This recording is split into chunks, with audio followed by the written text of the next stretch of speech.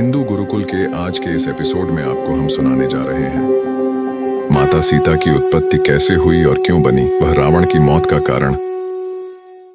रामायण में माता सीता को जानकी कहकर भी संबोधित किया गया है। देवी सीता मिथिला के राजा जनक की पुत्री थीं, इसलिए उन्हें जानकी भी कहा जाता है। माता सीता को लक्ष्मी का अवतार माना जाता है, जिनका विवाह अयोध्या के राजा दशरथ के पुत्र और स्वयं भगवान विष्णु के अवतार भगवान श्री राम से हुआ था। विवाह के उपरांत माता सीता को भगवान राम के साथ 14 साल का वनवास झेलना पड़ा। हालांकि माता सीता के जन्म को लेकर कई पौराणिक कथाएं प्रचलित हैं, जिसके अनुसार कहा जाता है कि देवी सीता राजा जनक की गोद ली हुई पुत्री थीं, जबकि कहीं कहीं इस बात का जिक्र भी मिलता है कि माता सीता लंकापति रावण की पुत्री थीं। ऐसे में यह सवाल उठता है कि आखिर माता सीता का जन्म कैसे हुआ था। आइए जानते हैं कथा। पौराणिक कथा 1। वाल्मीकि रामायण के अनुसार एक बार मिथिला में पड़े भयंकर सूखे से राजा जनक बेहद परेशान हो गए थे। तब इस समस्या से छुटकारा पाने के लिए उन्हें एक ऋषि ने यज्ञ करने और धरती पर हल चलाने का सुझाव दिया। ऋषि के सुझाव पर राजा जनक ने यज्ञ करवाया और उसके बाद राजा जनक धरती जोतने लगे। तभी उन्हें धरती में से सोने की खूबसूरत संदूक में एक सुंदर कन्या मिली। राजा जनक की कोई संतान नहीं थी, इसलिए उस कन्या को हाथों में लेकर उन्हें पिता प्रेम की अनुभूति हुई।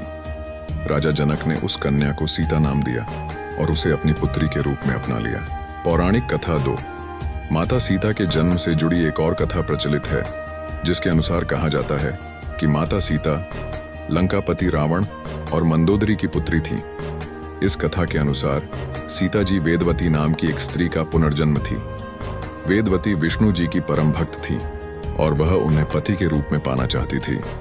इसलिए भगवान विष्णु को प्रसन्न करने के लिए वेदवती ने कठोर तपस्या की। कहा जाता है कि एक दिन रावण वहां से निकल रहा था जहां वेदवती तपस्या कर रही थी, और वेदवती की सुंदरता को देखकर रावण उस पर मोहित हो गया।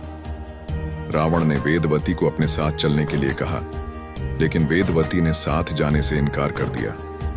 वेदवती के मना करने पर रावण को क्रोध आ गया और उसने वेदवती के साथ दुर्व्यवहार करना चाहा।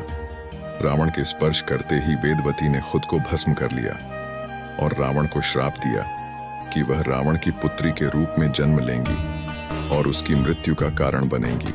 कुछ समय बाद मंदोदरी ने एक कन्या को जन्म दिया, लेकिन वेदवती के श्राप से भयभीत रावण ने जन्म लेते ही उस कन्या को सागर में फेंक दिया, जिसके बाद सागर की देवी वरुणी ने उस कन्या को धरती की देवी पृथ्वी को सौंप दिया और पृथ्वी ने उस कन्या को राजा जनक और माता सुनैना को सौंप दिया। जिसके बाद राजा जनक ने सीता का पालन पोषण किया और उनका विवाह श्री राम के साथ संपन्न कराया। फिर वनवास के दौरान रावण ने सीता का अपहरण किया, जिसके कारण श्री राम ने रावण का वध किया और इस तरह से सीता रावण के वध का कारण बनी।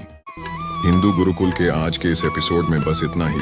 वीडियो को ज्यादा से ज्यादा शेयर करें और चैनल को सब्सक्राइब करके बेल आइकॉन दबाना ना भूलें।